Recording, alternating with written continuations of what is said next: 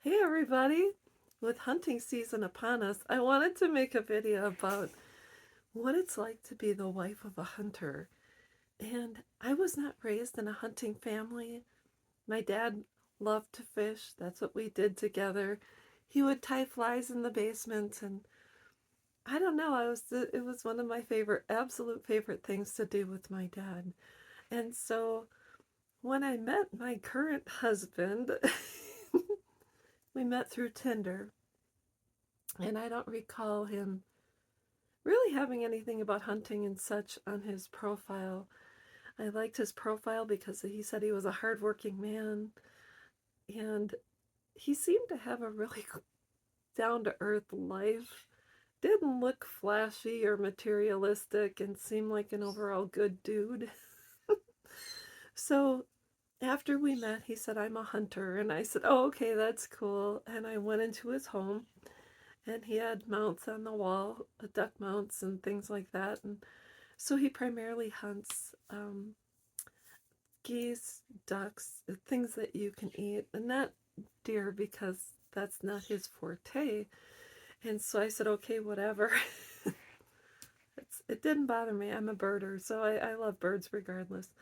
And soon after we met in, I think, April, right before my 50th birthday. And then, so we had the summer together. Then comes hunting season in the fall. It's right around the corner, actually. It's actually early teal just started. So, anyways, I realized that hunting is kind of almost another full time job outside of your full time job. They have to get ready for hunting season, which means they take the summer to get the boat ready. You have to get everything ready. You have to have all of your ammo and the grass for the boat and whatever. So I soon realized that he said when I have an opportunity to go hunting, that's when I just go. So what he would do was he'd come home from work, get ready, and go hunting. So I soon realized it was a lot more in depth than what I thought. And so I became frustrated. First, a couple of times I joined him.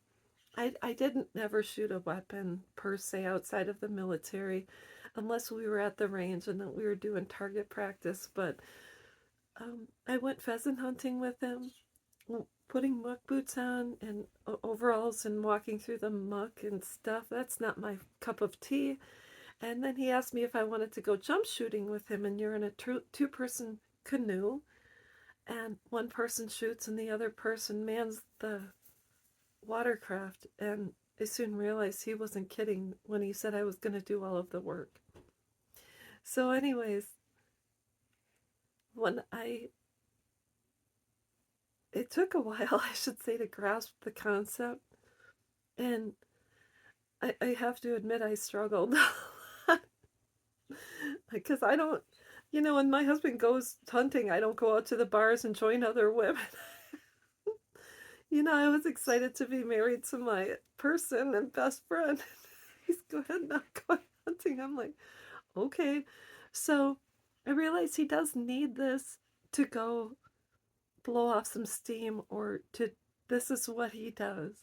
So therefore, I think it's important, us wives, we get our own particular hobbies and we learn new skills and try to find something to do to pass the time when they're gone. And yeah, if you join meetup groups, I learned how to knit not too long ago, so I had joined a meetup group before I met my husband. So there's things you can do to fill your time. Of course, if you have children, that's a whole different ball of wax.